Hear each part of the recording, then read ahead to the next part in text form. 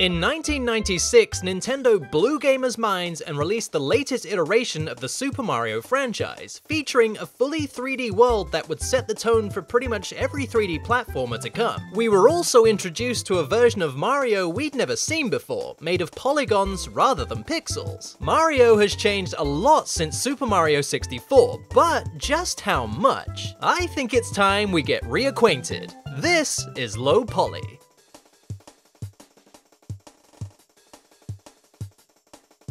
Okay, so anybody who's spent any time with Super Mario 64, this character should be very familiar. Obviously, this is the version of Mario that was in that game, but this is also the beginning of the journey of 3D Mario. This model of Mario used in the game is made up of 752 tries. A try is basically a 3-sided polygon as opposed to a 4-sided polygon known as a quad, and it'll have 3 verts or vertices to make the shape of the triangle and then one face to make the try. And if you have 752 of these, you'll get this handsome chappy here. Interestingly, and for comparison, the exterior of Peach's castle is made up of 871 tries. So for roughly 119 more tries, you can have all of this, or you can fit it all together and make this. Yeah. Now in 1996, this was ahead of its time, but if you compare it to today's models, it looks kind of primitive. The first thing we should probably point out is not all Mario's limbs are joined together, and there are clear partitions between like the top of the arms and the bottom of the arms, and the legs and the bottom of the legs, and the whole body has a split through the middle. It's kinda ugly. It wasn't too uncommon to see this kind of thing in early 3D games, and there is a reason for it. Early 3D character models during the N64, Sega Saturn and PlayStation 1 era were built in this segmented way as it was easier to create animation for the character without having to deform the mesh, which would require more polygons to pull off convincingly, something we wouldn't see until the GameCube and PlayStation 2 era. The N64's limited rendering power meant that smooth skinning was often an impossibility. Characters were almost always built out of separate segments that rotated independently to simulate skinning. For example, the upper arm would be its own independent model, the lower arm would be as well, and so would the hand. These segments were then fully closed and had no holes at the ends, so gaps wouldn't appear during animation.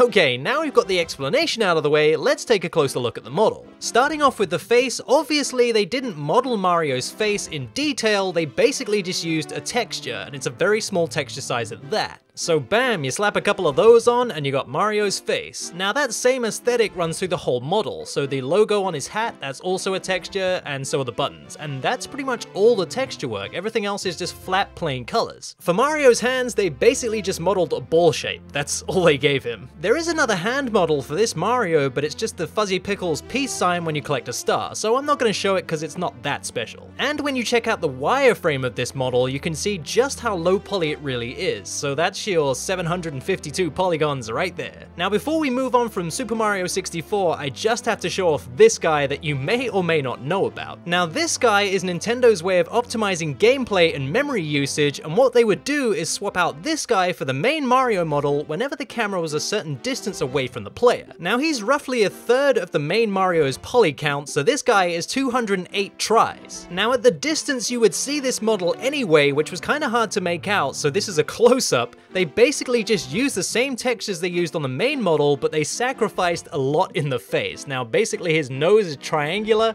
his hands are like big shovels, his hat is basically just, it's something else. Just to look at it, it's like a giant wedge. And his body and his limbs are basically just squares. That's kind of it, that's all they needed. I think now is a good time to state that Nintendo made this. So, you know, wow. Amazingly, this isn't even as bad as the low poly Marios get, so stick around. I got some treats for you. So now it's 1998 and Nintendo released Mario Party. Now this model of Mario is lower poly than the main model in Super Mario 64 at 406 tries. And just like the Mario 64 model, a lot of the detail is just texture work. The modeling is slightly better now, so we can see that Mario actually has a full body. It's not split in two, but if we take a look at the wireframe of this model, we can see that they cheated in joining or not joining certain elements of the body. So for instance, the ears aren't actually joined to the head and neither is the peak of Mario's cap. But honestly, you can barely see Mario in this game, so there is a reason that he's so low poly. The difference between this Mario and the Mario 64 model is actually not a lot, so let's move on to Super Smash Bros. It's 1999 and this is the model that they went with. Now interestingly, this model is even lower poly than the model we've just seen. At just 320 tries, it seems that for each subsequent game on the N64, Mario got lower and lower poly. Again, we got the same story with the textures carrying all the detail, but can we just talk about Mario's Chaos Emerald hands? I mean, look at the size of those things. Also worth mentioning is Mario's super spiky hair at the back. They just kind of cheaped out on that and just went for 2 cones. That's supposed to be hair. Ladies and gentlemen, that is hair. Okay, so that's the N64 games. Let's move on to the GameCube era. In 2001, Nintendo released Super Smash Bros. Melee, and this particular Mario model marks a time when Nintendo went for a more realistic spin on Mario's design.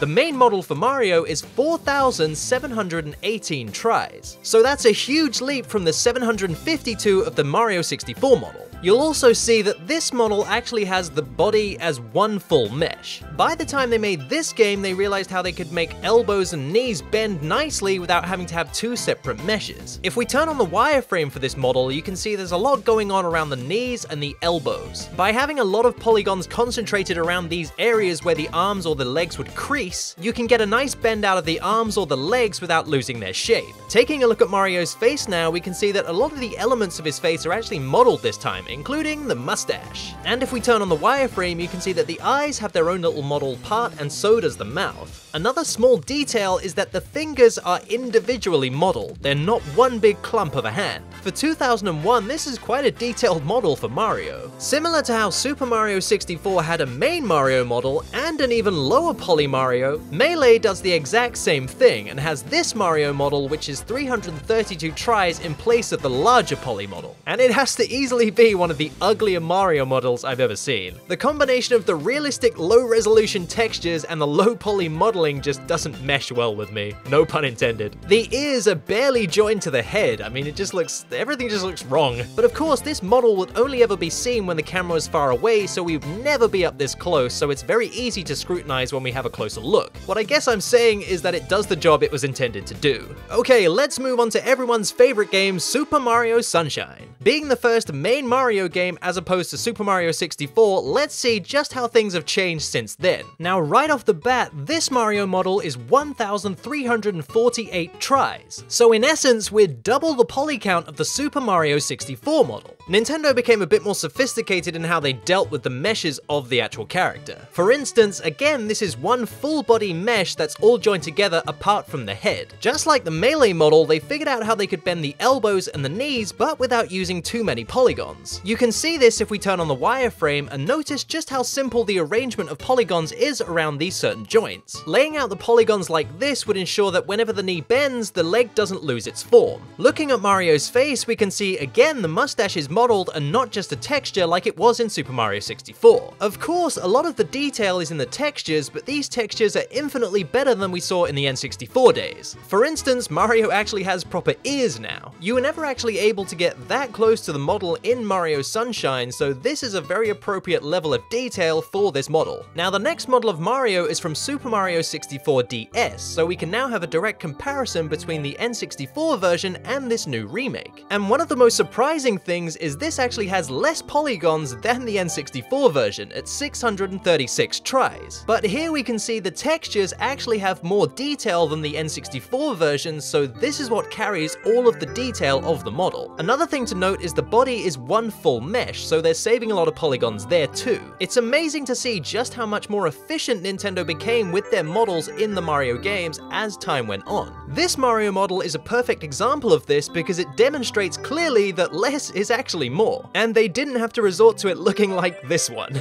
However, not all the Mario models look that great when they're that low poly, and this one from Mario Kart DS is a perfect example of that. Now, taking into account the Nintendo DS's resolution, you were never able to see these models in that that great detail, but I don't even know what to say about this one. Now the face isn't actually that bad. From a distance you can still see it's Mario. And they didn't model Mario's legs because he'd be sat in a cart, so they'd be obscured, so that makes sense. And his arms and his fists are basically just squares, that's all they are. At just 162 tries, I think this is the lowest poly version of Mario in any game that he's been in. And it still looks better than the low poly version of Mario in Super Mario 64. Jumping all the way to 2007 now for Super Mario Galaxy and also Super Mario Galaxy 2. The model used in the Galaxy games is the exact same thing, but it's also one of the cleanest Mario models we've seen so far. Sitting at 4,877 tries, we're now going higher and higher in poly count. If we take a close-up on the face and go into wireframe, we can see that all Mario's facial features are fully modeled. The eyes, the ears, the eyebrows, the mustache, the mouth, it's all realized with modeling. Even things like Mario's sideburns are fully modeled. Mario's hands are also fully modeled, but what they did is they would swap out different hand poses for each different animation. They would swap the hand poses out so quickly during animation that you'd never even notice. It's also worth noting that this model actually has a version of Mario's head with no hat and just a hat separately. Now this does happen with other Mario models in other games, but it's somehow more significant in this one. The reason being, Mario actually has more style in his hair when the hat's not on his head, and that is something that became more apparent with the Galaxy games. Yet again, in the wireframe we can see more efficient work around the knees and the elbows. As we've mentioned previously, having more polygons concentrated around these areas creates better bends in the arms and the legs. The animations they were able to pull from this model were some of the most clean and smooth I've seen in the entire Mario series, and then it only got better as games went on. Another first for the Galaxy games is how they animated Mario's eyes. They basically just used the texture of the pupil with an alpha channel, and then they could move that around the eyeball. Let's just put those eyeballs back in Mario's head, that looks kind of painful. Going slightly back in time now, we're gonna take a look at Super Smash Bros. Brawl. Now again, with the Smash series, they decided to go for a more realistic approach, but the modeling of Mario in Brawl is a lot more rounded than it was in Melee, and that's thanks to about 500 more tries than the Melee model. Just like Super Mario Galaxy, all of Mario's facial features are modeled and then emphasized using textures. The eye animation is also handled in exactly the same way as the Galaxy games, with the eye just being another texture slapped on top of another texture with an alpha channel. Comparatively, I have to say the textures used in the Brawl model are a lot nicer than the ones used in the Melee model, but you could probably chalk that up to resolution. All in all, the Brawl model and the Melee model are kinda similar, and there's not too much change, just a higher poly count. So let's move on to Super Mario 3D Land. So it's now 2011 and we're on the brand new Nintendo 3DS. Now this Mario model is actually higher poly than the one used in Super Mario Sunshine. Again, considering the 3DS's resolution, this model is perfect for that game. Honestly, there's not too much to say about this model, it's very efficient in what it does. The modeling around the elbows and the knees is quite simple, kind of like how it was in Sunshine. Although, interestingly, the extra polygons that were used in this model seem to have been spent around those joints. If we directly compare those two models, the Sunshine model and the 3D Land model, we can see that they use a slightly different setup on the knees. Now this isn't really anything to make a huge deal of, but it shows just how much the team were willing to push the models to get good animation. On a closing note for this model, you'll see that not all the facial features have been modeled completely, which is interesting, the ones they actually chose to model. For instance, they chose to model Mario's sideburns and not his eyebrows. They didn't even model Mario's mouth. I guess they thought the sideburns were more expressive than the mouth and the eyebrows? Who knows. I guess at least Mario has a modeled mustache this time, but it's literally just a flat plane wrapped around Mario's face. Sticking with the 3DS, let's talk about Mario Kart 7. Released in exactly the same year as Super Mario 3D Land, we're gonna take a look at the two models that were actually in this game of Mario. The first Mario model is the main model used in the game, and it consists of 471 tries. So it's amazingly even lower poly than the main Mario model used in Super Mario 64 DS, which sat at 636 tries. Now this Mario model looks a lot more angular than the ones we've seen so far. Mario's super pointy hair from Smash is returned at the back of his head, and the tips of Mario's feet are crazy pointy. I wouldn't want to be kicked with those things. I have to say that is some masterful texturing around the fists. I mean, those are like just big blocks, and they kind of made that work. However, I'm not so sure that looks comfortable the way they did his legs. They're really pushed up into his stomach. Now this is the main Mario model used by the player character, so let's check out the even lower poly version of this. Now this model is used by the CPU players on the track. Now obviously they'd be at a distance, so you wouldn't see these details like like the cheese wedge hands, Mario's golf club feet, or the all-the-rage Mario elf ears. They are on point. And Mario has no butt, because, you know, he was always sat in a cart, so you were never meant to see it, so Mario has no butt. I mean, that right there is one of my favorite details about this model, or the lack thereof. Also, I don't know what possessed me to do this, but I took the camera inside Mario's head. But then that took me down another road that went something like this.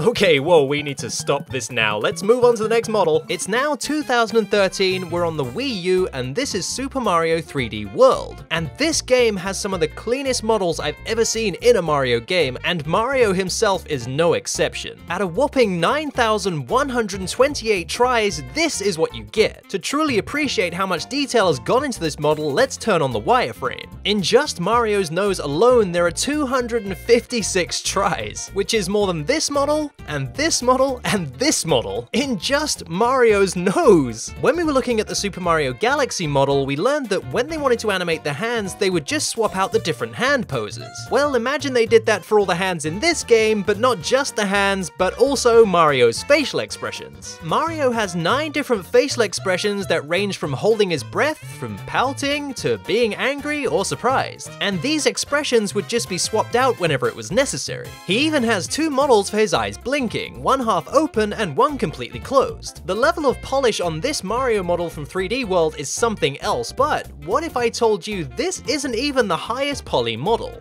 That title belongs to this model from the Mario and Sonic at the Olympic Winter Games 2014 and the Rio 2016 Olympic Games. This model is a staggering 10,656 tries. It's super detailed, super clean, and it doesn't feature any extra hand poses or facial poses, meaning they were able to get all the animations in that game just out of this one model with no extra tweaks, which of all the Mario models we've seen so far, that's really impressive. But here's something interesting about this model. The Mario and Sonic games are developed by Sega. In trying to research and come up with a definitive answer, I couldn't actually find anything. But everything I did find kind of pointed to this one thing. One of the highest poly Mario models we've seen may or may not have been modeled by Sega. I mean, wow, imagine if that is the case. Now, Nintendo definitely published these games, but it's unclear if these models were donated by Nintendo to Sega to finish the game. If anybody knows any different, please let me know, I'd love to find this out. So, 3D Mario has changed a lot in the past 20 years. He was there at the very beginning of 3D platformers, and he's still going strong today. Sure, he's had some growing pains, but they're just a sign of the times. And even though we've seen the progression of Mario from very low poly to reasonably high poly, well,